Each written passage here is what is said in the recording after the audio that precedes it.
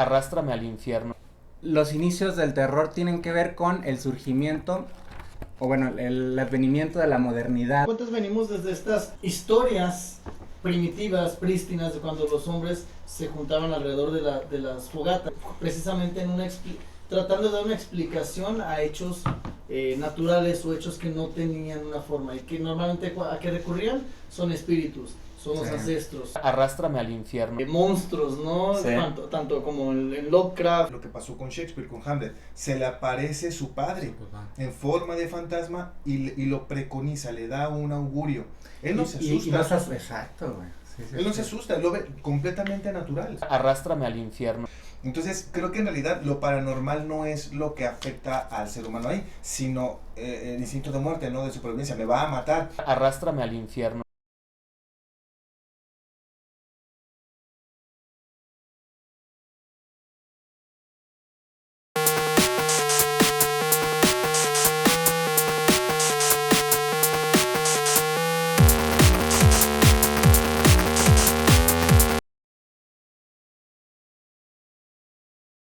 Hola, ¿qué tal? Muy buenas tardes, bienvenidos a Escriturama. Por cierto, hoy en Halloween. Bueno, no es precisamente hoy el Halloween, pero es un programa especial, como verán. Estamos vestidos yo de emos de la secundaria. Y bueno, ya ustedes adivinarán qué personajes son los que nos acompañan hoy en esta macabra noche de Halloween. ¡Muajajajaja! Bueno, el día de hoy vamos a hablar de la literatura y el terror. Como preámbulo, un pequeño preámbulo que decidimos hacer el día de hoy con este tema, vamos a comenzar hablando, bueno, primero... Asustar, güey, ahora sí.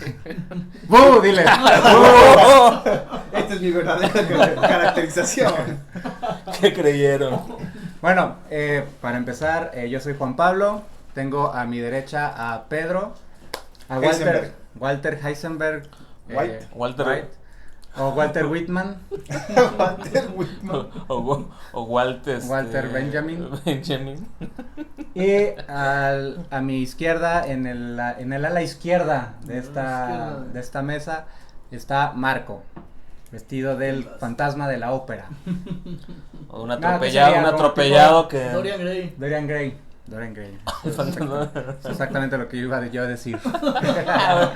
se le parece, ¿no? Se le parece. Son coetáneos. Los dos se sacan un pedo. Bueno, un pequeño preámbulo que quisiéramos hacer es explicar más o menos, más o menos platicar acerca de los inicios del terror en la literatura, porque, bueno, entendiendo más o menos la literatura como una tradición y atendiendo a lo que decía Ángel Fareta, que es un autor que ya había salido antes en capítulos que preceden a este. Los inicios del terror tienen que ver con el surgimiento, o bueno, el advenimiento de la modernidad en la historia del pensamiento humano, que es a partir, ¿verdad? Hay ciertos historiadores de la filosofía sobre todo, que indican el inicio de la modernidad en 1606, con la aparición del discurso del método de Descartes.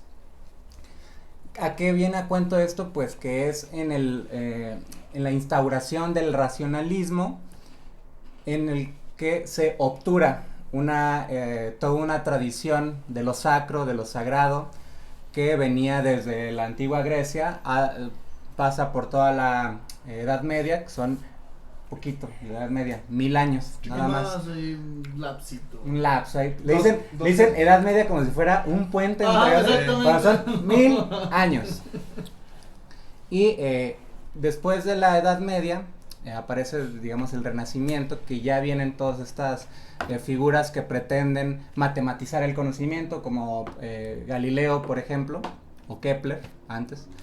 Y es ya en la modernidad, entrada a la modernidad, en el siglo XVII, que llega el racionalismo a obturar, como decíamos hace rato, cuestiones sobre lo santo, sobre lo sagrado, sobre lo metafísico, ¿no? Cuestiones metafísicas que se trataban desde la Edad Media, pues por ejemplo tenemos uno de los exponentes más importantes de la ciencia medieval, como es San Alberto Magno, que fue maestro de Santo Tomás de Aquino, que ellos tenían una concepción de ciencia muy ligada a las cuestiones de lo sacro, ¿no? Muy ligada al misticismo, a lo espiritual. A lo espiritual, es decir, para ellos no existía esta escisión de temas, digamos, inmediatos como sería la materia y lo que se conoce en la Edad Media como el trasmundo, ¿no? O sea, aquello que está más allá de nosotros, aquello que nos trasciende. Esta unión en el racionalismo se quiebra, ¿no? Gracias a la Ilustración, sobre todo, que ya viene un poquito después, en 1700. Los ilustrados lo que hacen es, de hecho, ellos se asumen como la Ilustración en contraposición con el oscurantismo, que llaman ellos medieval, ¿no? Cosa con la que yo me causa bastante antipatía, ¿no? Esta escisión que hace, o que se llamen ellos ilustrados y los medievales oscuros, parece pedante para empezar, ¿no? Ya tienes el juicio de yo estoy correcto y ellos están equivocados. mal, exacto. Tampoco Bueno, es que parte, o sea, eso tiene también una, es la forma en que nos ha llegado toda esa producción que se tuvo, ¿no? Pero el inicio del racionalismo, sobre todo con la obra de Descartes, con el discurso del método, pues parte de lo que Descartes plantea es justamente no partir de nada, o sea, quiere Sí. irse hacia lo más atrás que se pueda y de Dudar ahí de todo. dudar absolutamente de todo y de ahí partir, ¿no? De ahí viene eso de Sí, él va como, digamos, la duda metódica que le llaman a esta herramienta que descubre Descartes, es ir quitando todo lo que puede ser dudoso y llegar hasta las últimas consecuencias que él dice que es el cogito, ¿no? O sea, yo puedo dudar de todo, pero de lo que no puedo dudar es que estoy dudando. Entonces, a partir de ahí, él comienza a cimentar un conocimiento que sería el conocimiento racional, donde lo único que puede ser tomado como cierto, él le llama lo claro y lo distinto, es el conocimiento de la extensión. ¿Qué quiere decir la extensión? Pues la materia, ¿no? ¿Qué es lo extenso? Lo material, lo que puede medirse. Sí. Y hay algo infinito, que es Dios, que es el que da sustento a todo lo material, que ahí diría Heidegger después, pero él refiriéndose a Nietzsche, más bien diría Nietzsche refiriéndose a Kant, que expulsan a la metafísica por la puerta, pero se les mete por la ventana, ¿no? En el caso de Descartes, expulsa lo oscuro y lo metafísico por la puerta, pues se le mete por la ventana bueno, por la ventana no, se le metió por todo el patio, porque es Dios el que le sustenta todo lo material. Bueno, todo esto es, y después de Descartes obviamente vienen todos los filósofos racionalistas, y todos los filósofos, sobre todo también los empiristas, que se da más bien en la isla del Reino Unido, con Hume, con Berkeley y con Locke. Y bueno, todo esto forma el siglo de las luces, ¿no? Que se da ya en el siglo XVIII, y ellos, como decía, obturan todas las... Digamos, la ciencia deja de ver al ser humano como centro del universo, ¿sí? O se deja de ver al ser humano como la creación perfecta de Dios, comienza tal vez a sacarlo de ese lugar sacro, y entonces sí puede haber imperfecciones. ¿Sabes por qué sale? Porque ya la Tierra no es el centro, ¿no? Desde 1543 con el de Revolutionibus Orbium Coelestium de Copérnico, se quitó a la Tierra del centro, que era como todo el modelo aristotélico que se tenía en ese entonces, que eran el modelo de los medievales, y se instaura un nuevo sistema en el universo, que es el sistema heliocéntrico. Y eso también pues funge como un gran disparador de todos estos pensamientos de que ni siquiera el ser humano es el centro del universo, sino estamos ahí arrojados en un infinito, ¿no? Porque ya Giordano Bruno en el Renacimiento hablaba de un infinito, de que el universo no es limitado, sino es ilimitado, es infinito. Sí. Entonces esto crea una cierta... la certeza de un hogar que tenía el hombre medieval, pues se cae, ¿no? Porque pues ya está arrojado ahí al infinito.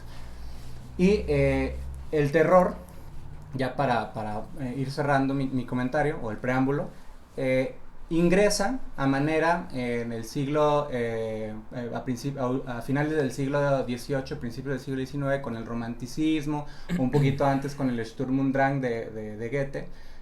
Ingresa el terror a manera de que qué pasa con estas cuestiones metafísicas, teológicas, lo sagrado, que Walter Otto hablará de lo sagrado, que es esto que una experiencia, por ejemplo, yo me imagino a las gentes de la antigua Grecia que vivían cerca de la costa con una tormenta tropical o no sé, una tormenta, un tifón, no sé. Esa fuerza que veían en la naturaleza, ellos le decían teos, o sea, ese es un dios que, o sea, esa fuerza es una fuerza de un dios, ¿no? Esto asombroso que veían los griegos, Walter Otto lo retoma como lo sacro, que eso es como la fuerza que define a lo santo, a lo sagrado, y todas estas cuestiones en la ilustración se ven obturadas e ingresan por abajo de la puerta en lo que... bueno, Jaime Feijó en la introducción a los nocturnos de Hoffmann le dice él tomando un concepto de Freud que es un Heimlich, como lo siniestro. Todo esto aparece como primero lo maravilloso y luego en el romanticismo aparece como lo siniestro, que ¿qué es? Pues precisamente aquello que debiendo de estar oculto sale a la luz, ¿no? Entonces eso de que aquello que debería estar oculto de repente sale a la luz es lo que en nuestros días llega ya como literatura de terror, que me parece muy interesante porque pareciera la literatura de terror, de hecho, mucho antes como algo de segundo orden y curiosamente es lo que tiene un linaje mucho más extenso y mucho más importante, ¿no? En la historia del pensamiento humano. Porque al final de cuentas venimos desde estas historias primitivas, prístinas, de cuando los hombres se juntaban alrededor de las fogatas a contar historias, precisamente tratando de dar una explicación a hechos naturales o hechos que no tenían una forma y que normalmente a qué recurrían son espíritus, son los ancestros, son estas fuerzas desconocidas. Entonces se podría desestimar el género de terror como un género secundario, pero estamos ante una juega con algo muy primitivo en el ser humano y es el efecto que genera. Quizá a lo mejor el segundo, como un género de segundo grado, quizá por el exceso en algunas fórmulas, ya lo hemos hablado en capítulos anteriores, por ejemplo lo que platicabas del Código Da Vinci, como estos recursos que de pronto se abusan al hacer alguna obra y vuelven como un poquito como demeritando el trabajo. Pero a mí lo que es más importante del género terror es que justamente juega y trabaja con una parte, desagradable, porque a final de cuentas y leemos por placer. Y el terror, el miedo no es una sensación que genere placer, pero aún así buscamos yo creo que es placentera el saber que estás tú repatingado en tu casa y sabes que en realidad no te puede pasar. Digo, es la misma emoción, adrenalina, ¿no? De estar como viviendo las películas de terror y que sepas que en realidad no estás tú... Pero hay terrores en los que también se vuelve latente algo que te podría pasar. Lo hemos hablado con los asesinos seriales, por ejemplo, el estar en el lugar equivocado, en el momento equivocado, a final de cuentas es algo que también te deja como la posibilidad. Bueno, el terror, creo que el preámbulo que da Juan Pablo sobre esta parte de como esta obturación que dices, ¿no? Como este rompimiento entre el medievo, ¿no? Y ese siglo de las luces. Creo que también tiene que ver con que los terrores van evolucionando. Sí.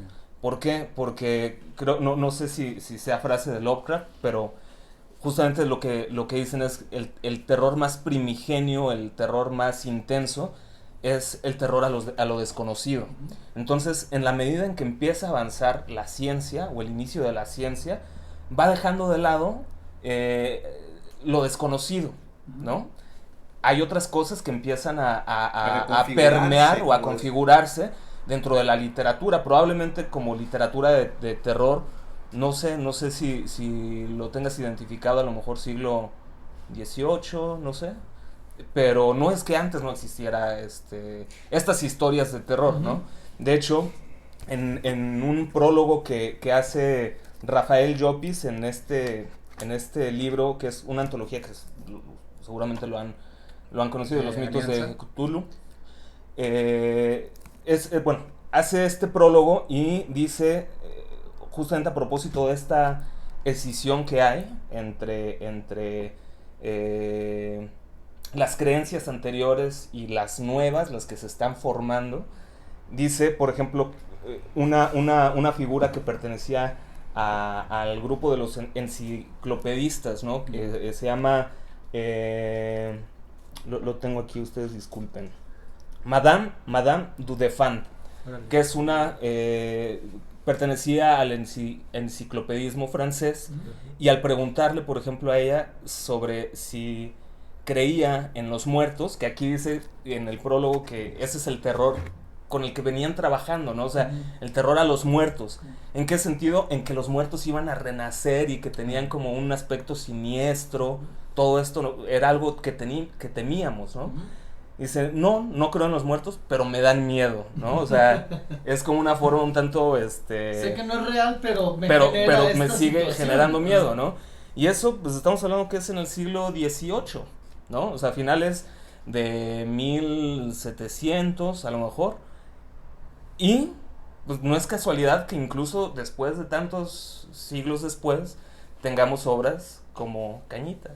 ¿No? O sea, joyas de la literatura. Joyas de la literatura. De la alta que es literatura. justamente estos asuntos que tienen que ver con fantasmas. O sea, la literatura de fantasmas dejó, digamos, de hacerse para entrar en un terror de otra naturaleza que justamente tiene que ver con el terror cósmico, ¿no? Que es lo que plantea.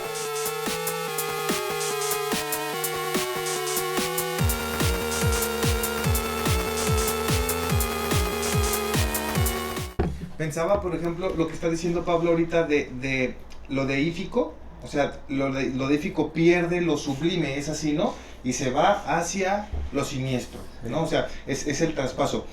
Creo que ya había habido, o ya hay en la literatura anteriormente, sucesos paranormales, ¿no? En las Mil y Una Noches, ¿cuántas veces no iban, tallaban una lámpara y salía un demonio, los Dijin, ¿no? Que a veces ya los ven como genios. Normalmente pues eran genios malvados que se aprovechaban Por algo de tu estaban ahí situación. encerrados. Por algo estaban encerrados.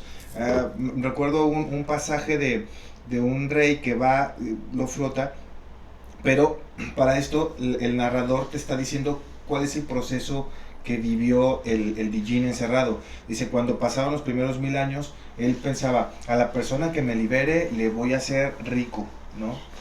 Entonces pasaban los 2000, ¿no? A la persona que llegue y me libere, lo voy a ver rico, poderoso, magnificente. Al tercer milenio, dijo, a la persona que llegue lo mato. O sea, ya estoy hasta cansadísimo, estoy harto de la humanidad, no puedo creer que no puedo tener. Entonces, creo que en realidad lo paranormal no es lo que afecta al ser humano ahí, sino el instinto de muerte, ¿no? De supervivencia, me va a matar, pero no que se te aparezca el gigante de un solo ojo, como en la Odisea. Ya estaban ahí esos sucesos paranormales. Que fíjate que no sé, perdón que te interrumpa, pero no sé eso que tan, o sea, creemos que estos monstruos del fondo del mar o de otros planetas, ¿no? Dentro de la cosmogonía de Lovecraft. Güey, pues tenemos también a los cíclopes, ¿no? Como decías, sí, o sea, a lo que yo voy a decir, que lo que dice Pablo, no había en la literatura la forma de verlo de los personajes, ellos no se asombraban, o sea, lo que platicaba, los dioses sí, te asignaban a ti un destino y tú no lo veías incómodo que se te acercara un dios o se te acercara un monstruo, no lo veías mal. Pero creo que la primera vez, pensaba por ejemplo todavía lo que pasó con Shakespeare, con Hamlet, se le aparece su padre en forma de fantasma y lo preconiza, le da un augurio.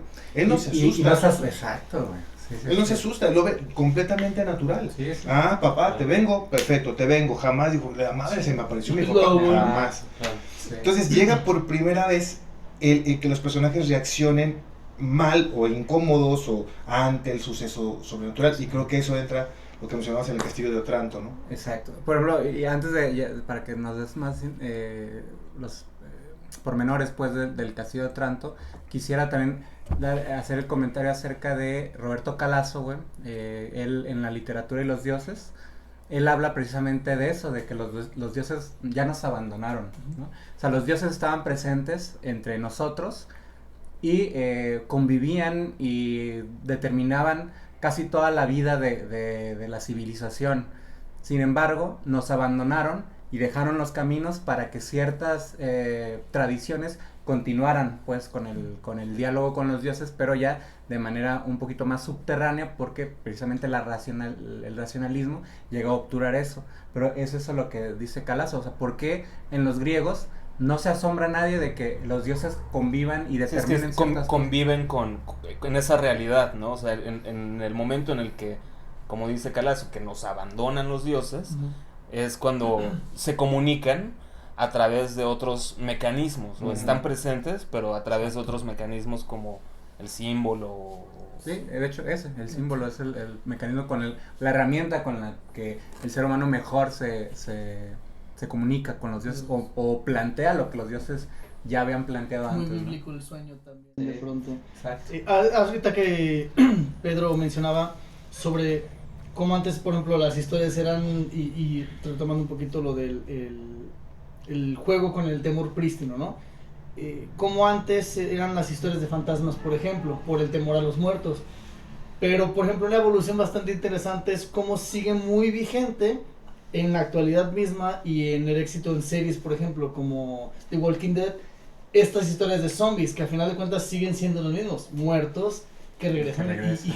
Y son una amenaza para el ser humano. Pero no sé si en el caso de The Walking Dead sea una serie como tal de terror. Creo que ya ha sido como No, me refería al entorno, por ejemplo, del uso de los muertos vivientes. Están ahí, sí. pero Ya es no más son- como posapocalipsis, Sí, ¿no? sí, o sea, porque el terror es, a veces también tiene que ver como, un poco como en El Señor de las Moscas, ¿no? O sea, es como a partir de una situación de esa magnitud, de esas dimensiones, ya no nada más temes o la amenaza de que te conviertas en zombie, sino que... ¿De qué trata El Señor de las Moscas para los que No, o sea, es, bueno, No, pues pero porque creo que es un muy buen básicamente, ejemplo. básicamente cómo se va perdiendo elementos de la condición humana al tener o sea, vivir en un grupo apartado, en una isla, unos niños, ¿no? Y sale como tu naturaleza. Y sale esa naturaleza malvada, ¿no? O sea, en donde pues queremos sacar ventaja, y creo que ahí el terror,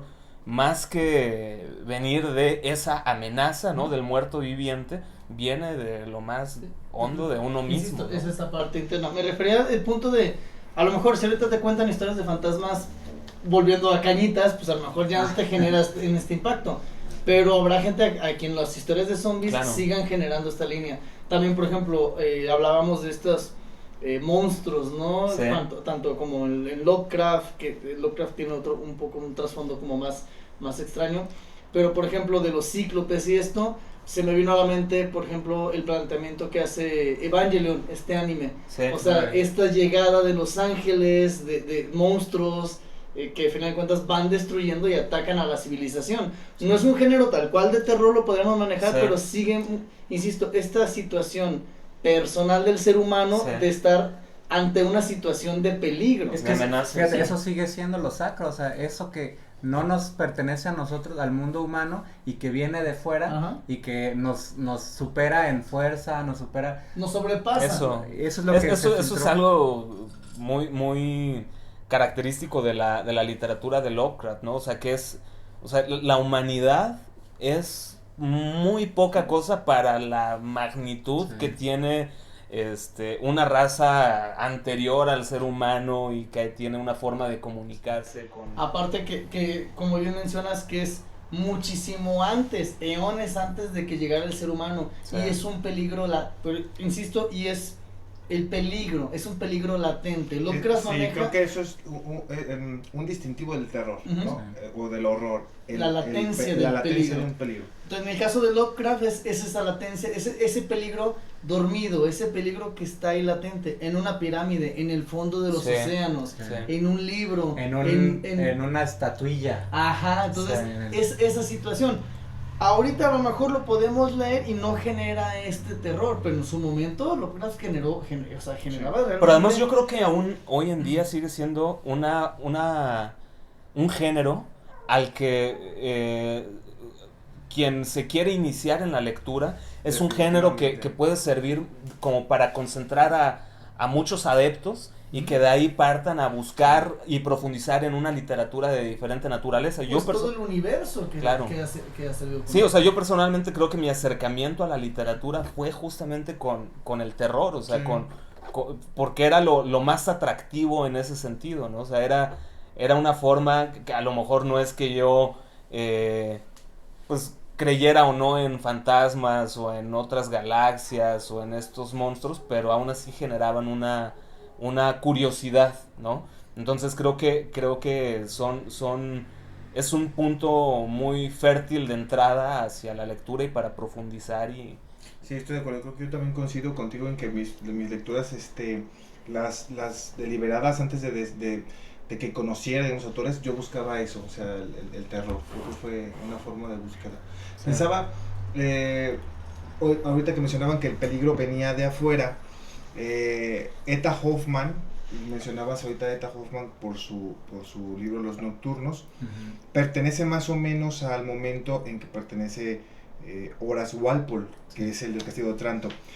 Son historias de castillos, historias pues sí, como de apariciones, de cosas raras, de cosas extrañas, pero en realidad creo que Edgar Allan Poe, que está influenciado, se podría decir, por Eta Hoffmann y por Walpole, sufre por primera vez él, en su biografía, en su vida, las ciudades populosas.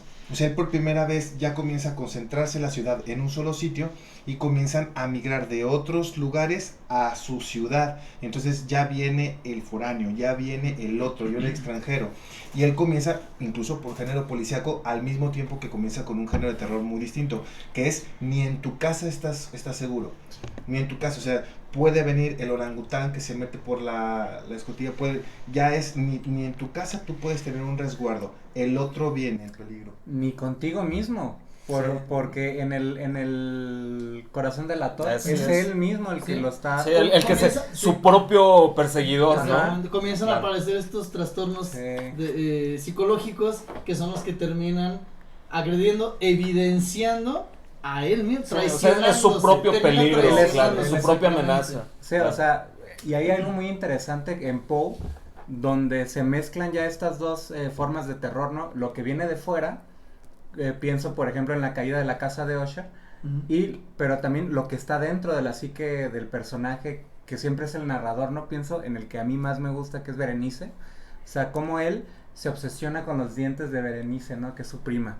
Porque, pues, bueno, Poe se casó con su prima Virginia. Pero eran de Monterrey. Allende, Nuevo León.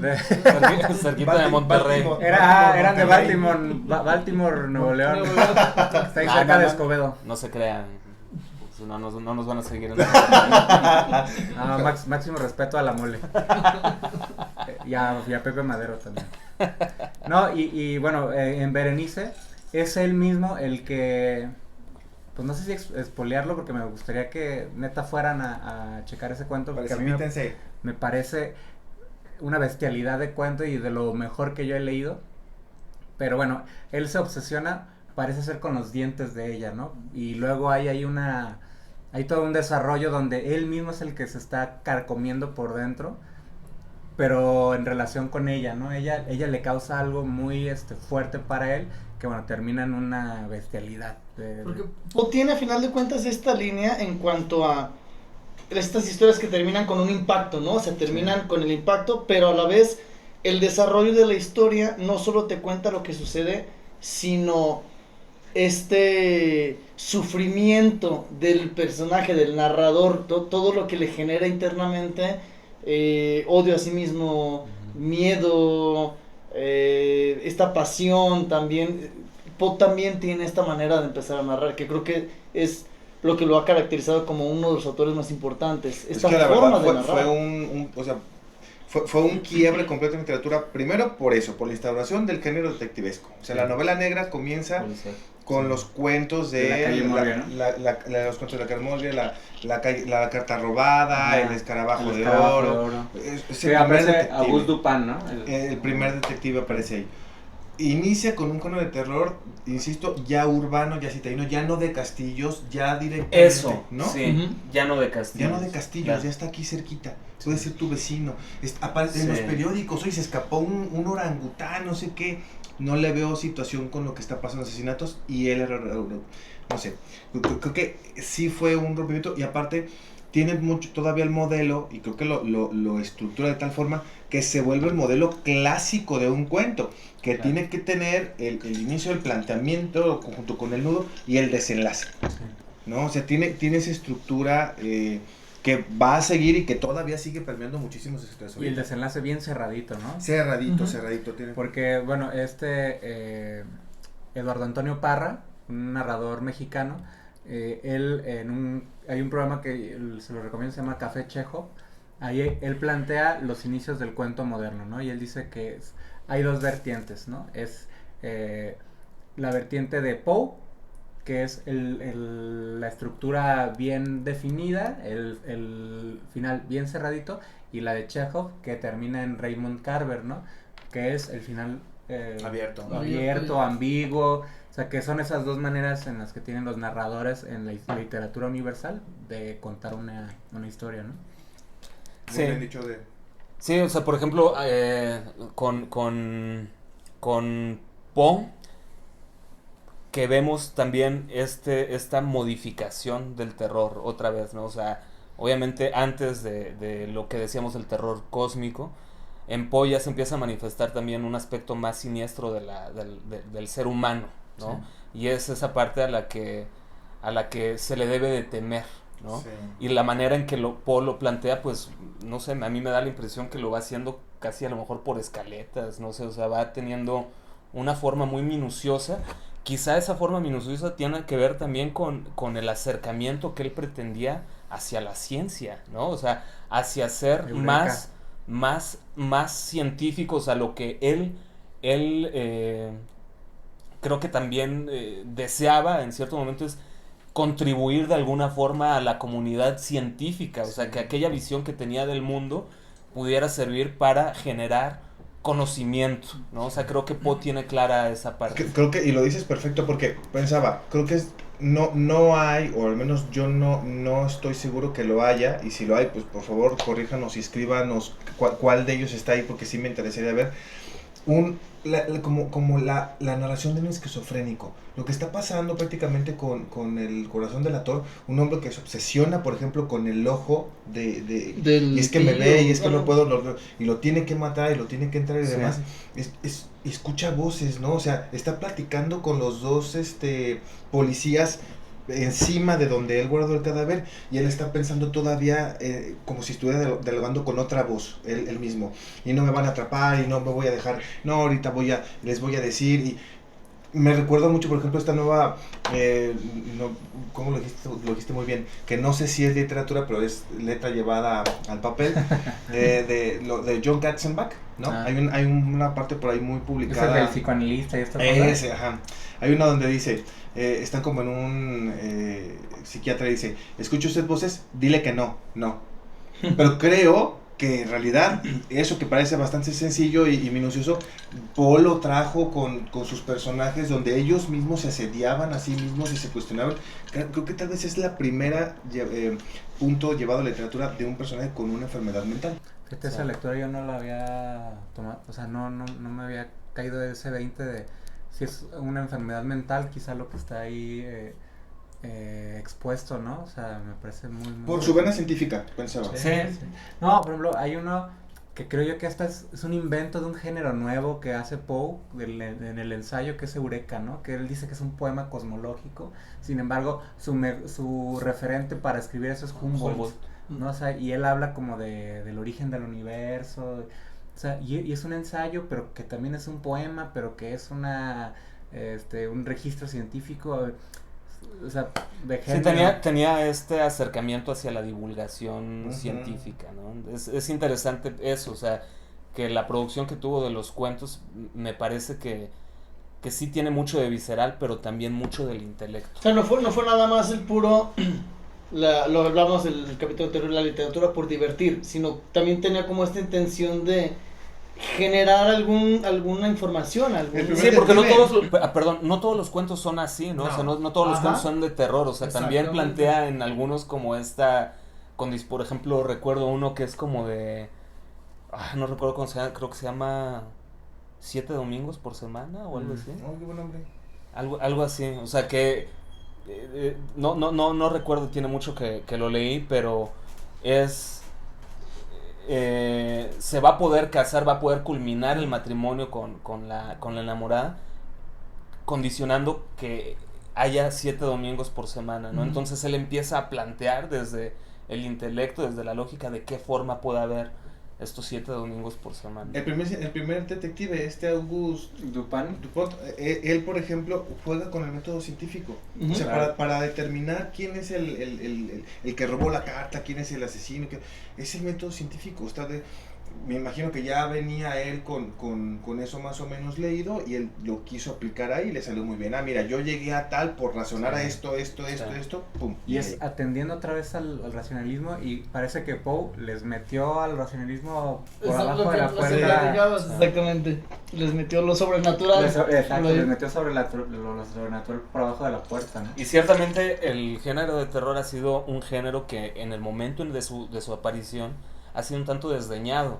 Ya hasta después ha sido retomado. Por ejemplo, ahorita pues hay quienes producen literatura de terror y que se hace ya de manera no digo, no es que sea seria ahora y antes no lo fuera, sino que como que ya se convive más con eso, o sea, se institucionalizó. Se institucionalizó probablemente, sí. O sea, o con su obra contradice la teoría de que es un género menor. Exactamente, ¿por qué?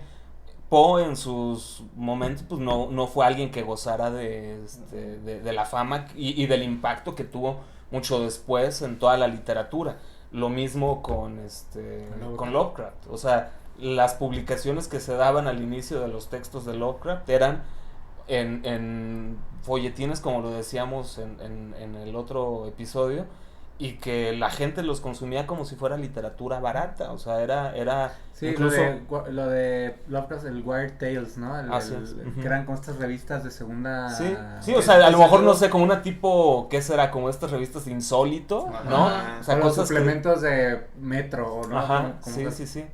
Y eran de muy bajo presupuesto y la gente los adquiría también por esta curiosidad hacia lo desconocido, ¿no? Sí. Cosa también que por ejemplo, con esto, yo ahorita que comentaban sobre El corazón del actor, recuerdo que la primera vez que escuché de ese texto fue en estos como tipo radionovelas. No recuerdo la estación que pues, hablando de, yo era niño, o sea, y alguien leyó ese cuento.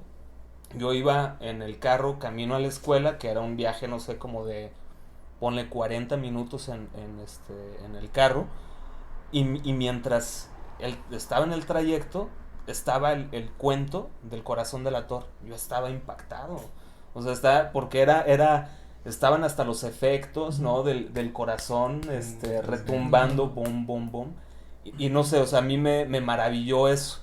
Y lo asocio un poco a lo que pasó con esto de la Guerra de los Mundos, ¿no? De Orson Welles. De Orson Welles. Que fue también estos inicios de la ciencia ficción, ¿no? Y que también maravilló terror, y que, ¿no? Claro. ¿Es el terror que viene del exterior? No, pero no fue la intención de hacer una obra de terror.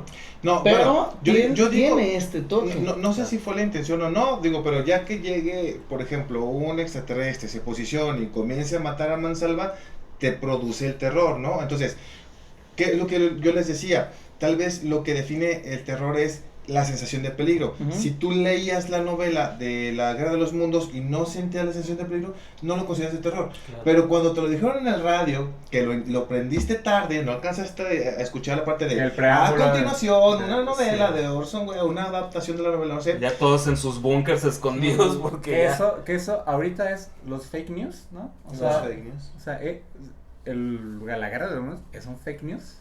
Juan Gabriel está muerto. Mi mamá, no, él siempre, mi mamá llorando porque se murió Paquita, la del barrio, ¿no? Y todavía no.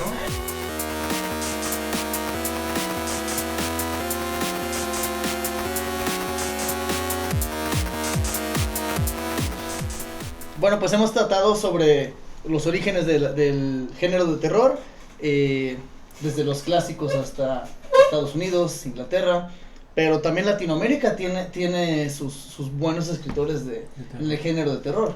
Tenemos una Mariana Enríquez, tenemos... Samantha, mi crush. Mi crush. Mi crush. Saludos. Saludos a mi crush. Que nos está bien. Que nos está viendo, Samantha Schweblin, que acaba de ganar el premio. ¿Cuál fue? Porque ganó el Juan Rulfo hace como 4 años, ¿no? Que fue el último Juan Rulfo que se expidió.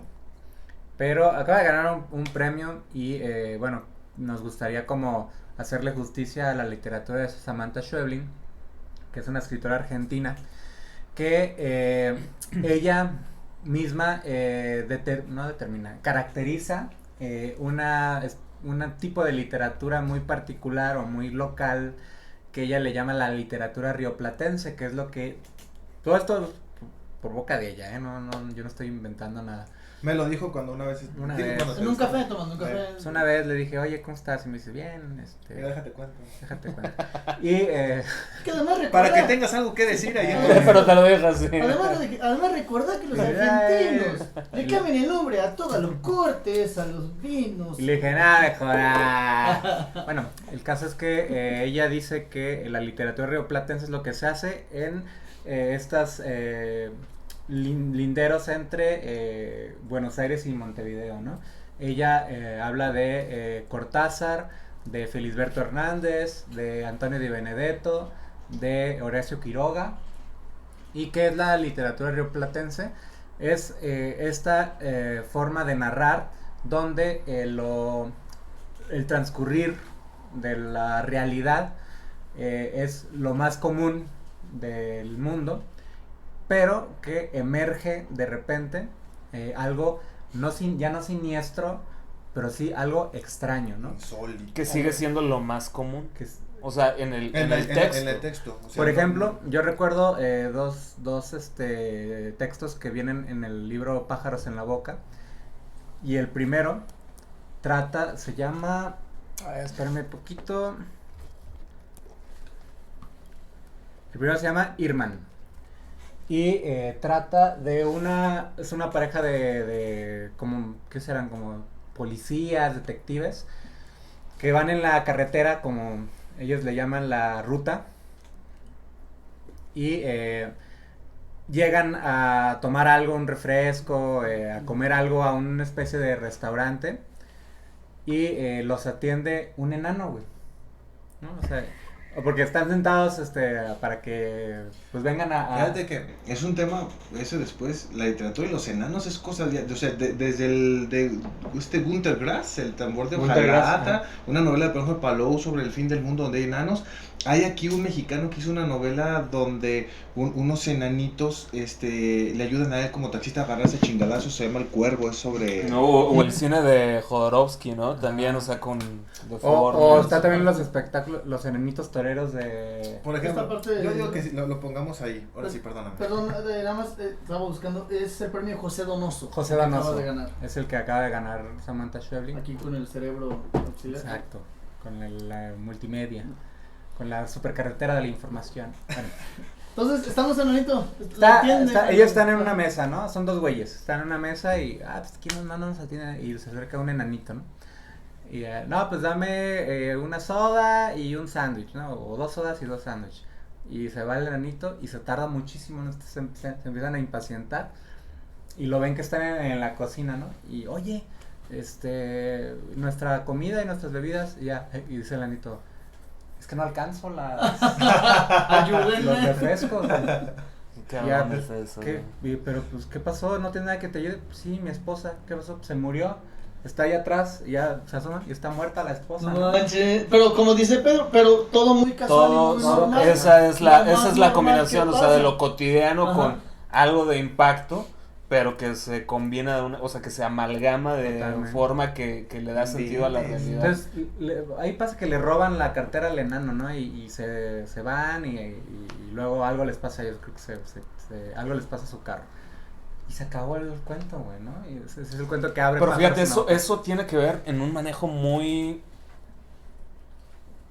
no sé, como con mucho estilo, muy inteligente, muy fino de esa situación de impacto con algo humorístico, ¿no? Sí. O sea, me llama muchísimo la atención esa combinación. Por ejemplo, ahorita que menciona eso del enano, recuerdo la película de Joker, en una de las escenas mucho más fuertes de la película, Sí, ¿no? Donde con más violencia, ¿no? más violentas de la Sí, película, claro. donde llega este cabrón al departamento a matar a este güey y le dispara y hay un enano viendo atemorizado de que sigue él, ¿no? Y no puede abrir la puerta porque no alcanza el seguro, güey, ¿no? O sea, como una situación así de violenta, Que lo del impacto pasamos a la risa, Sí, güey, sí, ¿no? sí. O sea, se hace una forma muy fina y de... que no lo está, o sea, no lo está fumando. Él podría perfectamente, si alcanzara a salirse, Irse, irse, ajá. pero no puede. Y, Claro. y todavía, híjole, esa escena está buenísima. Todavía Sí. le dice, tú En siempre medio te de toda la portaste bien sangre, conmigo. No, todo está bien. Él también tiene un Ajá. balazo aquí. Dice, tú siempre te portaste bien conmigo. Pum, y le abre. No, está increíble. Y en ese manejo o en esa combinación, me voy a salir de la literatura y ya voy a entrar al cine, si les parece. Sí. Hay una película que a mí se me hizo muy... Pues a mí me gustó mucho, que se llama Arrástrame al infierno, no sé si alguna vez la vieron. A mí me resulta muy interesante porque combina la parte del terror, pero también con el humor, güey. O sea, por ejemplo, es pues como una maldición que una señora que no tiene ya para pagar la hipoteca le lanza a la ejecutiva del banco, que es la encargada de poderle dar una prórroga a su crédito. Entonces ella le dice, ella está presionada también pues por su jefe, ¿no? De que ya no más prórrogas, o sea, depende de ella. Entonces le dice, no te voy a dar prórroga. La viejita se encabrona y sale al estacionamiento, le avienta así la maldición por un botón que le quita de su suéter o no sé. Se le encuentra en el estacionamiento, la mujer, la ejecutiva, va, se sube a su auto y detrás en el asiento trasero está la viejita, güey. Entonces se le monta encima y la viejita le empieza a chupar, güey. O sea, imagínate. Ya sé, o sea, es una película de terror, ¿no? Pero también cae en lo gracioso, güey. O sea, ves a la viejita tratando de morderla sin dientes y así chupándole la cara, güey. O sea, se hace algo, no sé, muy cabrón, muy cabrón. Y es esa forma en la que combinan a veces como lo terrorífico con el humor. O con lo insólito, con lo extraño, Sí. ¿no? Con lo... Sí, y en Samantha eso es lo extraño, porque nunca llega a ser terrorífico, güey, pero siempre es algo extraño. Ahí tiene otro, ahí en el volumen de Pájaros en la Boca, que se llama Agujeros Negros, donde es una señora que va al psiquiatra porque siempre aparece en un lugar con su ropa de dormir, pero en una plaza, o aparece... Entonces le dice, pues, y el psiquiatra dice, pues que usted es sonámbula. Entonces la trata de... Es sonámbula, ajá. Pues no, sí, ella abría agujeros en el espacio, se iba y aparecía en otro lugar de Buenos Aires.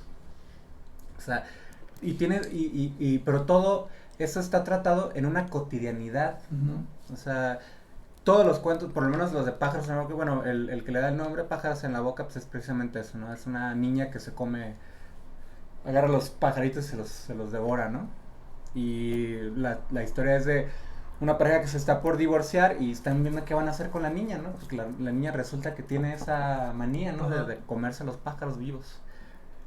Pero bueno, esa es una literatura que Samantha Schweblin tiene muy bien identificada y que ella se asume como continuadora de algo que le precede, ¿no? Que es pues desde Horacio Quiroga. La tradición rioplatense, La del tradición estuario del rioplatense. Río de la Plata. Otra mujer que también está ahorita rompiéndola, creo que ella es ecuatoriana, se llama Mónica Ojeda. Tiene un libro de cuentos, digo, todos sus tienen Mandíbula, Nefando, sus títulos son algo así. Tiene un libro de cuentos que se llama Las Voladoras. Y ahí viene un cuento que a mí me... ¿Papatla? Ah, no sé. Les enseñó al Papatla a volar. Pero tiene un cuento que a mí la verdad, son de esos cuentos que terminas y dices, creo que fue un cuento efectista, creo que fue comodón, pero que no me lo puedo quitar, o sea, sigue muy presente. Y lo he vuelto a leer y he cambiado completamente de opinión. Es creo que es una maestra de escuela, donde dice que su vecino es un doctor y ella escucha, o comienza a escuchar, mejor dicho, que todas las noches comienzan como a patear un balón y como si estuvieras cascareando contra la pared, pum, pum, la siguiente noche igual, la siguiente noche igual, la siguiente noche igual, y que deja de ver a la hija del doctor, piensa que pues tal vez la mandó a algún viaje o qué sé yo. Entonces mandan el balón de patio a patio y le cae a ella, entonces ella va hacia ella y es la cabeza de la hija, que está envuelta en cinta, ¿no? Está sumamente Qué madrazo. fuerte. Sí, ahí en realidad creo que es el 20% del cuento. Síganle, por favor, lean Las Voladoras. Ahorita que dices eso, el cuento es buenísimo. eso así como de una decapitación y lo de los pájaros en la boca de Samantha, pienso en la película de Hereditary. Sí. Güey, que para mí pues, también es una gran película de terror, que también es una niña que tiene un aspecto muy raro, o sea, si la ves y no es una, un síndrome. seguramente, ¿no? Pero parece más grande, o sea, como que tiene una fisionomía más, como si fuera más grande de lo que en realidad es. Pero también tiene una escena así, o sea, la Sí. niña, le mocha la cabeza a las palomas, por ejemplo, o sea, tiene esta fijación con las palomas y de quitarles la cabeza, y ella muere de la misma forma, o sea, la niña sufre de como de asma. Ajá. Entonces, digo, no les voy a contar la película, eso no les arruina nada, pero hay una parte en donde ella va en la carretera, va manejando a su hermano y no puede respirar, o sea, le empieza a dar un ataque de asma, entonces baja en la ventanilla para pues, que le entre aire. Entonces, tal es su desesperación que saca la cabeza, viene un letrero y le rompe la cabeza, ¿no? No sé, güey, o sea, son cosas, como dices, muy efectistas, pero no sé, a mí la película me pareció que vale la pena justo porque ya no nada más es la parte de los muertos o ese impacto de tipo películas que también me gustan, pero no sé, güey, así como tipo El Conjuro o esas cosas, ¿no? De que no sabes por dónde te va a llegar, güey, ¿no? Y que de repente te ponen la escena de la monja y, ay, cabrón, obviamente te asustas, ¿no? Ahí no, o sea, no tiene esas situaciones como de impacto, sino que va transcurriendo y creo que el terror se va haciendo más también psicológico, ¿no? Sí. O sea, Porque, a final de cuentas, lo que platicábamos es el terror también creo que es algo que al género le ayuda, pero a la vez lo pone en desventaja. El terror, como platicábamos en un inicio, es el género trabaja con una sensación primitiva del ser humano. Entonces, lo que a ti te puede dar terror, para mí no puede generármelo. Entonces, la situación, yo al leer una historia no va a ser el mismo efecto que va a generar lo que comentas de pronto como en las historias en estas situaciones. No sé, ahorita un poquito como con los televidentes, con los seguidores, brevemente me gustaría saber un terror que le tengan ustedes para conocer, por ejemplo, de pronto el efecto que puedan tener también las lecturas que tenemos. Ya. Pues a mí me impacta mucho cómo hay personas que te cuentan de una forma tan nítida, tan real, la manera en la que ellos han vivido ciertas cosas de terror, ¿no? O sea, a mí eso me impacta, creo que escuchar esas historias me provoca mucho interés. Yo personalmente, pues, las cosas o los eventos que me han sucedido que a lo mejor me ha costado trabajo explicar,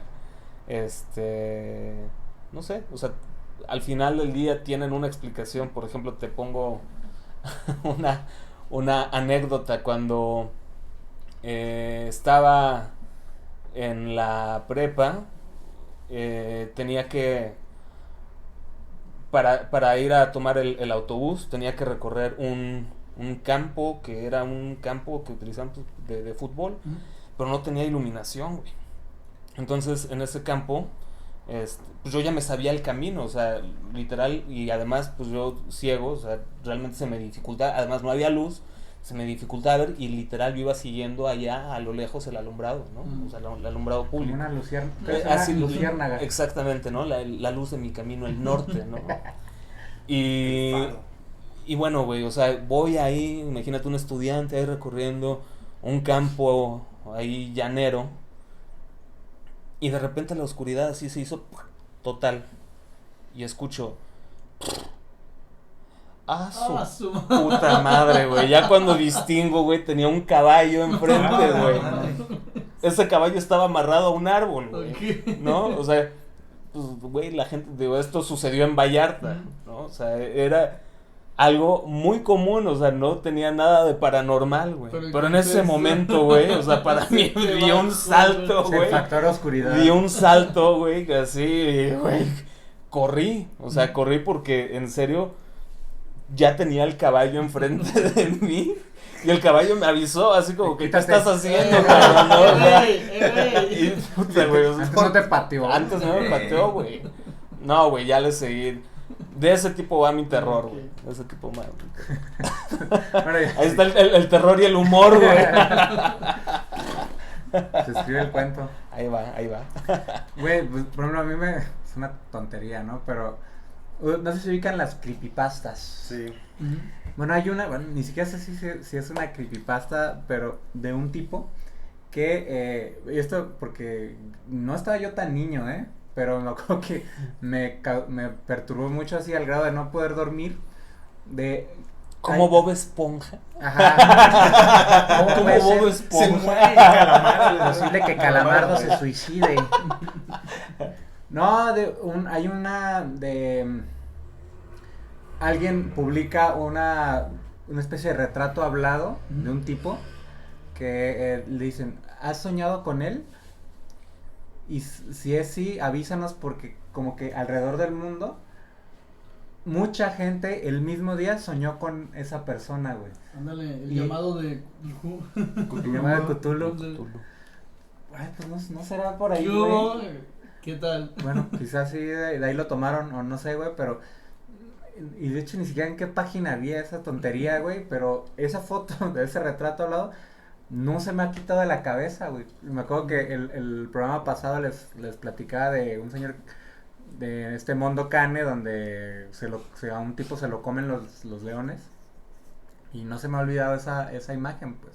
Porque la verdad que sí está producido eso, está muy bien producido para hacer los 80s. Porque se ven los leones, pues sí es un tipo que está ahí en medio de los leones y los leones se ven con sangre en la boca. Y si no está producido, se lo comieron muy bien, o sea. Pues sí, o sea, la verdad, y sí se ve él ahí como tratando de luchar. Pero todo esto se lo estoy contando y yo no lo he vuelto a ver, güey. Y eso me pasa con no sé qué fregado sea eso, güey. Pero la foto, que es como un tipo, una especie de retrato hablado de él, así como... Se te genera cierto... mames, cabrón, o sea, años duré de que... esa madre, porque supone que eso, ¿no? Que mucha gente lo soñó el mismo día y que ya luego le dieron como ciertos significados, ¿no? De que algo iba a pasar y en realidad sí sucedió, no sé, las Torres Gemelas, algo, un tipo de evento de esos, ¿no? Un evento muy a nivel mundial que pasó, pero que la gente en muchos países había soñado con esa persona, ¿no? Y se hace como muy... Eso a mí me dio mucho miedo, güey. Pues yo crecí, todos los fines de semana íbamos a Juanacatlán, a un pueblito donde vivía mi abuela, y todos los fines de semana para dormir mi abuela me contaba una historia de terror, una historia que había vivido un tío, mi abuelo, que había ido al rancho y que se encontró ¿Eran tus cuantos charro, para dormir? Sí, un charro que iba caminando un metro, una mujer que se le apareció con cabeza de caballo, cosas así.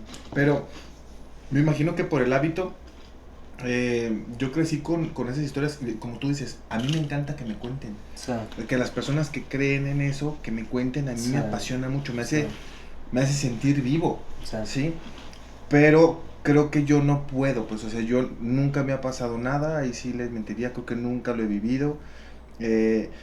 Mi terror es muy físico y esto sí es estúpido. Yo le tengo fobia a los gusanos. O sea, yo creo que yo sí podría tener sin un problema parálisis de medio cuerpo o un infarto si llego a tocar un gusano. Yo sé que puedo correr, yo sé que puedo avanzar 7 metros y que el gusano no. Y que a él le va a costar 2 días, tal vez, ya está donde yo Ahorita lo voy a alcanzar el culero. Está la tortuga y Aquiles. Sí, pero yo no lo puedo controlar, no puedo, vómito, dolor de cabeza. Wow, sí. No, pues sí es fobia. Sí, es una fobia. Mis estudios en psicología me Me indican. un caso muy claro de fobia. ¿Sí lo puedes curar o...? Uy, no sé. Terapia, chavo, terapia. A mí, por ejemplo, siempre me ha generado como temor o esta sensación incómoda, que puede ser como lo más cercano al terror. Por ejemplo, la sensación de no saber qué hay abajo de mí. No sé, te metes al mar, pero al mar profundo, por ejemplo. Ya, sí, claro. Y gracias Tiburón de los 80s, que la pasaban en Semana qué Santa. Yo no sé chulada. a quién se le ocurría La pasaban en Semana pasarla en Semana Santa. Santa, Tiburón, pero bueno. Claro. Pero por O sea, ejemplo, después de no sé, de la ¿cómo era? La tentación De Jesucristo, la última tentación de Cristo, ¿no? Después de la última tentación de Ya Cristo, venía de tiburón. los mandamientos y de todos los Sí, días, sí, después de Ben Ben-Hur. Hur y todo eso. Sí, es como mi pobre angelito en Navidad, Tiburón en Semana Santa, así. Entonces, por ejemplo, no sé, fuimos un día de pesca, estábamos en el barquillo, aquí se pueden aventar, me costó, o sea, fue el último que me aventé y me costó terrible, me terminó ganando el calor, porque de verdad está haciendo un calor horrible, pero esta sensación incómoda de, o sea, no ver nada, Sí. no ver nada al fondo, no saber qué hay abajo de ti. Sí. Puede sonar de pronto como estúpido, pero hasta incluso en albercas muy profundas, estas fosas de pronto Sí. de clavados, que sabes que no hay nada, pero esta sensación de no pisar o de no ver qué hay Sí. abajo, o de que pueda ocurrir algo abajo de ti que no estás consciente, Sí. es algo que me genera mucha atención. O sea, vivir en un departamento en el piso de arriba, güey. Valiendo madre. Bueno, ¿Quién sabe qué pasa ¿quién ahí sabe con qué los está pasando vecinos en de el abajo? abajo? Así de, ¿qué estará pasando con el de abajo? No sé, Eso es buen terror. bastante ansiedad. Y pues ya para cerrar, igual inicio retomando ahora en el sentido inverso. A mí siento que por eso, a pesar de ser un terror quizá ya un poco como obsoleto podría sonar, pero el haber leído a Lovecraft me llamó y me gustó mucho la atención porque es justamente este tipo de terror de lo oculto, lo latente, lo que desconocemos pero está ahí. Siento que Lovecraft me conectó o me hizo este switch psicológico con mi terror justamente por Lo esa desconocido. entonces la verdad es que hay una serie de obras, una recopilación de obras completas, Sí. pero tiene cuentos muy muy buenos. Hay que tener en cuenta también el contexto y la historia en la que se desarrolló. Insisto, quizá habrá quien no le dé este terror de que no vas a dormir, pero suelen generar esta sensación incómoda. Sí. Y también hay toda una progresión en el pensamiento, o por lo menos en la forma de que Lovecraft entiende el terror, que va primero.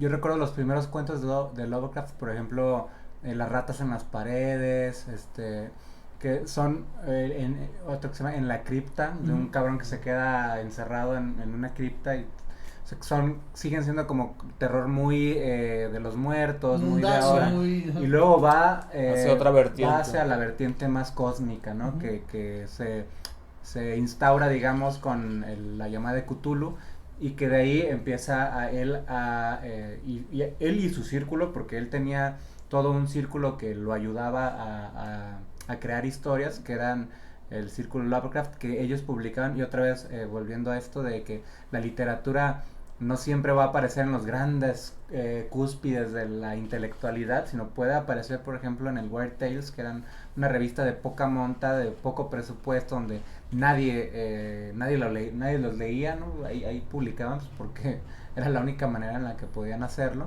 Pero de ahí surge y pasa algo muy parecido con el cine serie B, ¿no? O sea, Uh-huh. el cine de clase B o cine serie B también aparecen estas producciones de poco presupuesto que tienen temas muy específicos como lo cósmico, como el gore. También el gore tiene mucho auge en esa especie de cine. Y en Lovecraft, bueno, se va perfeccionando hasta llegar a yo creo que La llamada de Cthulhu es como ya la gran muestra de la propia cosmogonía de Lovecraft, ¿no? El propio universo de Lovecraft. Exactamente. Ese es el libro. Bueno, libros, cuentos de Lovecraft. Así en general, Lovecraft en general. Sí. Bueno, me voy a muy particular, voy a recomendar 2 cuentos de Ignacio nomás. Tengo a Ignacio aquí. ¿Qué te hizo Nacho? También se me fue, no volverá. No, José Emilio Pacheco. De José Emilio Pacheco, creo que los 2 cuentos están en El principio del placer. Langerhaus, sí. Langerhaus. Y ese es uno. ¿De qué trata? Están como ahorita nosotros y comienzan a recordar. ¿Te acuerdas cuando estábamos en la primaria que había un niño que decía eso? No. Que era como de cabello largo, sí, muy... era pelirrojo, era muy blanco. ¿Le hacían ustedes un chingo de bullying? No recuerdo de él. Tocaba el clavecín, era un niño privilegiado, era un niño, ¿cómo era esto? Como el idiot savant. Tenía el mal del sabio, era un niño genio. No. ¿Viste cómo no supe responder? Entonces van hacen como una apuesta. ¿Cuánto? Que sí, vamos, yo tengo los periódicos. Va, porque todo esto nace porque él dice que en el periódico vio que falleció después de haber, ya de grande, ya crecido, viajado por toda Europa dando conciertos de cámara y demás con su clavecín. Se volvió un privilegiado, un prodigio del clavecín. Entonces dice, mira, pues ya estamos muy noche, pero vamos a acompañarte, vamos hacia tu casa, y no encuentra el periódico, no encuentra esa nota, y la cosa se empieza a poner mal, porque ¿sabes qué? ¿Quién tiene las fotografías de ese momento? No, pues yo las tengo yo. Ahora vamos a la casa de él para ver que es verdad. Y no está él. Entonces, la forma en que termina ese cuento, a mí me sigue pareciendo que es de los mejores logrados. Sí, me sigue impactando. Ese es el primer cuento. El segundo cuento es del mismo Tenga para que se entretenga. Creo que también está ahí. Es una madre primeriza que tiene un niño como de 4 o 5 años, muy curioso. Están en el bosque de Chapultepec. Y dice que ella es miope y no le gusta utilizar lentes porque se le ven mal. Entonces se los quita a propósito, a pesar de que no ve muy bien, ve un borrón como su hijo. Cuando de repente dice, oye, mira, allá lo que está pasando, está saliendo de escotilla. Sí, del pasto del bosque se abre una escotilla y sale un hombre. Entonces dice, ¿me dejas ir a ver qué hay ahí? Ándale, mamá, déjelo que vaya, yo lo acompaño. Ah, bueno, pues con cuidado. Y le dice, tenga para que se entretenga, y le da un periódico, y tenga para que se la prenda, y le da una flor. Se meten a la escotilla, cierra, no vuelve a salir. Y ahí está, pero ¿qué pasó? Cuando revisan la documentación, el periódico es de 1800, wow, y la flor es negra. O sea, está bien, pero es negra. Entonces, un atributo muy, muy bueno del cuento es que está narrado como alguien contrató a un detective particular, ¿cómo se dice? Un detective privado. Y entonces es el parte del detective. El cuento se hizo la investigación, se mencionó tal fecha, tal cual, se hizo todo, está así el parte. Esos 2 cuentos yo los recomendaría. Pues yo, no es por reiterativo, ¿verdad? Pero sí. Poe, creo que Morella es un cuento con un romanticismo, romanticismo muy propio de la época de Poe, romanticismo negro donde, bueno, a ver gente, a Poe se le murió la esposa y todas las personajes femeninos de Poe se mueren, ¿no? Entonces, en Morella, no es spoiler porque, obvio, Morella, que es la mujer, es una mujer brillante, ¿no? O sea, súper inteligente, muy culta, y el personaje cae rendido a los pies de ella por su erudición, ¿no? Es una que recita poemas del siglo no sé qué, de memoria y la chingada. Y ella muere. Y él va siempre como a su tumba. Pero ella antes de morir le dice que van a seguir juntos.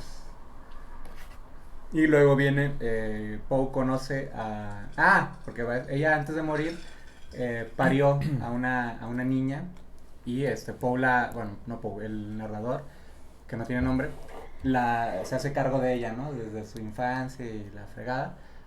Y ahí como parece como de Woody Allen, pero medio que se enamoran. Y luego pasa algo que eso sí no se los voy a revelar porque es muy muy interesante lo que sucede en el cuento de Morella, pero que habla de las mujeres de Poe, ¿no? Como siempre vuelve todo al mismo sitio, ¿no? Porque el final de Morella es muy interesante. Y el otro que me gustaría recomendar, que es un madrazo de cuento, y atendiendo otra vez a la literatura rioplatense de la que hablaba Samantha Schweblin, es La gallina degollada de Horacio Quiroga, que viene en el libro Cuentos de amor, locura y muerte. Y bueno, La gallina degollada es una bestialidad de cuento, lleno de sangre, lleno de violencia, pero también lleno de un sarcasmo y un tono burlón que tiene Quiroga respecto de una familia donde creo que el tercer hijo es los dos primeros hijos son como, idiotas. Ajá, él le llama idiotas. Y el tercero es una mujer. Es una niña. Es una niña muy bonita, llena de alegría y la fregada. Y bueno, los papás están como teniendo muchos problemas por los dos primeros. Y bueno, ya cerca del final pues hay una decapitación, ¿no? Porque ellos veían, estos niños, los idiotas, digo, así les dice Quiroga, no No, y no nomás Quiroga, digo, idiota, Faulkner también le llamaba idiotas a los retrasados, Joseph Conrad también le llamó idiotas a las personas que nacen con retraso. Era la época. Bueno, ellos veían cómo el papá degollaba a las gallinas, ¿no? Y ellos pues intentan hacer eso, pero ya se imaginarán quién está ahí, ¿quién la paga? Entonces, ya no voy a dormir. Vale, verga, ya no voy a dormir. Entonces, pensé que yo era el peligro. Morella de Poe, que viene en las narraciones extraordinarias, y La gallina degollada de Horacio Quiroga. Pues yo no les voy a sugerir o recomendar sobre literatura, yo voy a seguir con la parte de cine. La última película que vi que me impactó muchísimo es una película, creo que está hecha en este año, en el 2022. La piratería se hace presente aquí en Escritura. porque creo que no ha salido, pero no, pero te la mandaron, ¿no? Vengo del futuro, en un portal. Creo que te la mandaron por paquetería, algo sí. así, recuerdo que me dijiste. Bueno, la película es del director de Ex Machina, no sé si alguna vez vieron de Ex Machina, que trae este asunto de ciencia ficción, pero también muy, muy bien hecho.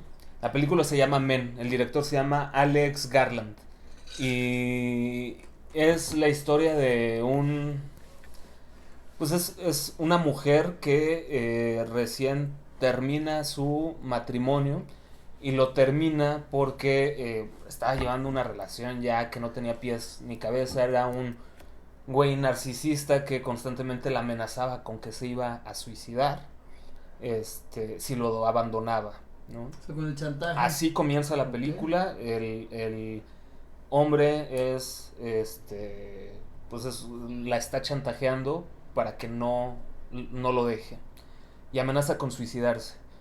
Luego de una discusión, él le da un puñetazo, ella cae. Después de eso, pues dice, sabes que no te quiero volver a ver, lárgate, bla, bla, bla.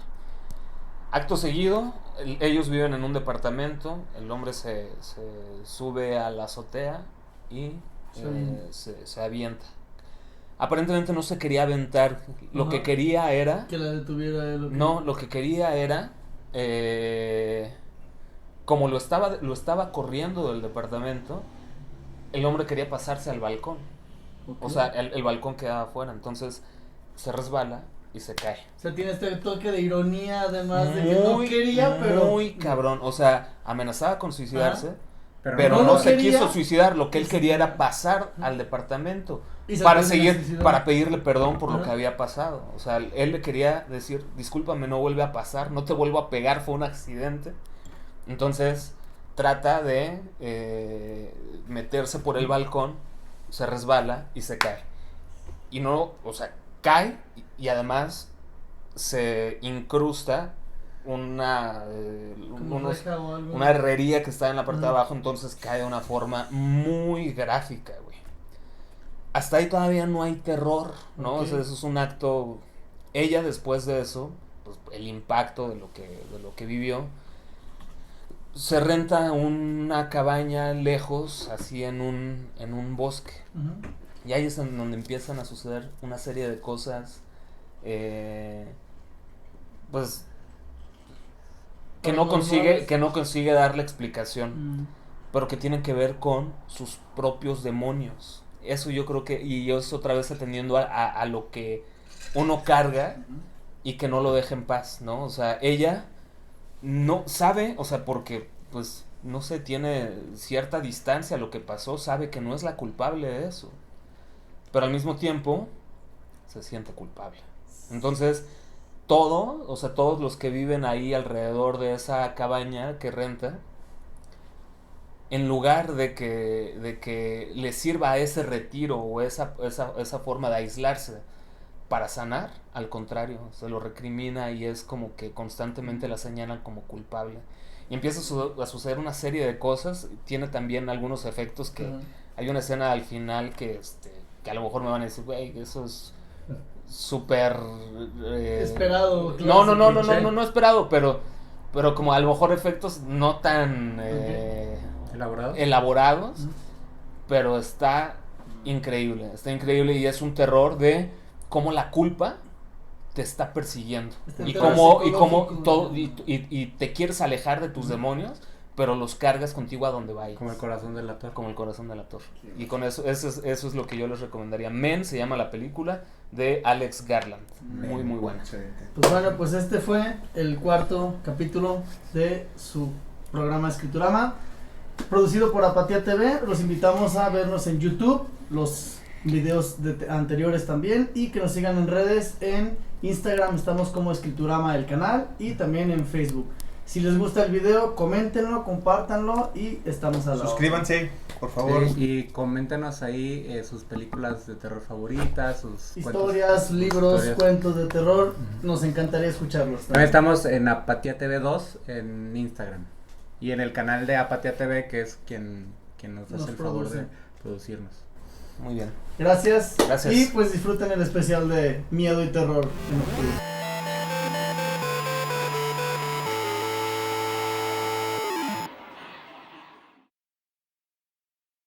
Listen. Mi poemario, güey, ya se me Arrástrame